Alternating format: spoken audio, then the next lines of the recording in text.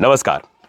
Santhal reason को झारखंड मुक्ति मोर्चा का गढ़ कहा जाता है। क्या वाकई ऐसा है या फिर महज जुमला है? अगर इसे समझना है तो संथाल की रीजन के चुनावी इतिहास को भी आपको समझना होगा। संथाल रीजन में विधानसभा की 18 सीटें और लोकसभा की 3 सीट आती हैं।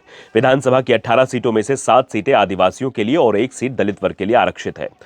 संथाल रीजन में कुछ 6 जिले ऐसे हैं जिनमें नाम जो है वो दुमका, पाकुड़, साहिबगंज, जामताड़ा, गोड्डा और देवघर आते हैं, जिसमें आदिवासियों के लिए बोरियों, बरहेट, लिट्टीपाड़ा, महेशपुर, शिकारीपाड़ा, दुमका, जामा सीट और दलित वर्ग के लिए देवघर की सीट आरक्षित है।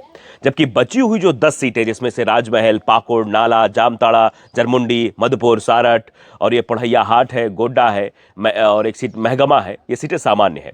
झारखंड में सरकार किसी भी दल की रहे, संथाल रीजन का दबदबा हमेशा रहा है और इसका सबसे बड़ा कारण भी है कि यहाँ सबसे ज्यादा 18 सीटें हैं। संथाल से लगा कोल्हान पड़ता है जहां 14 सीटें हैं। यहां भी आदिवासियों की आबादी ज्यादा है। अगर इन दोनों रीजन की सीटें जोड़ दी जाए तो ये 32 हो जाती हैं।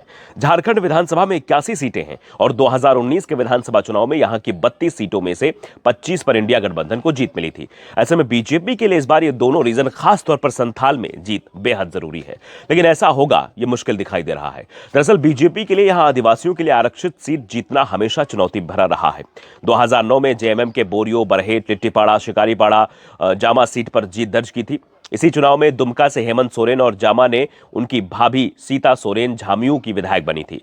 महेशपुर सीट पर जेवीएम के मिस्त्री सोरेन जीते थे। ये वो साल था जब बीजेपी को संथाल के एक भी एससी सीट पर जीत नहीं मिली थी।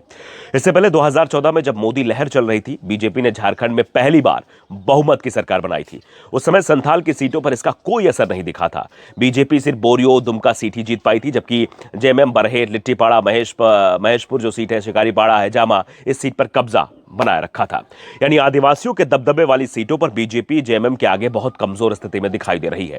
और इस बार तो वैसे भी हेमंत सोरेन को लेकर आदिवासी समुदाय में सहानुभूति दिखाई दे रही है। जिस तरह से हेमंत सोरेन को गिरफ्तार कर जेल भेजा गया था, बीजेपी का वो दांव उस पर ही उल्टा पड़ता दिखाई दे रहा है। दावा किया जा रहा है कि इससे आदिवासी समुदाय को एकजुटता मिल गई है।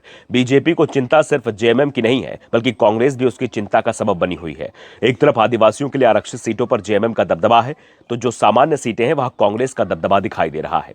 संथाल की 10 सामान्य सीटों में 2019 के चुनाव में सबसे ज्यादा 4 सीट कांग्रेस ने जीती, जिसमें पाकुड़ थी, जामताड़ा, जरमुंडी और महगमा सीट शामिल थी।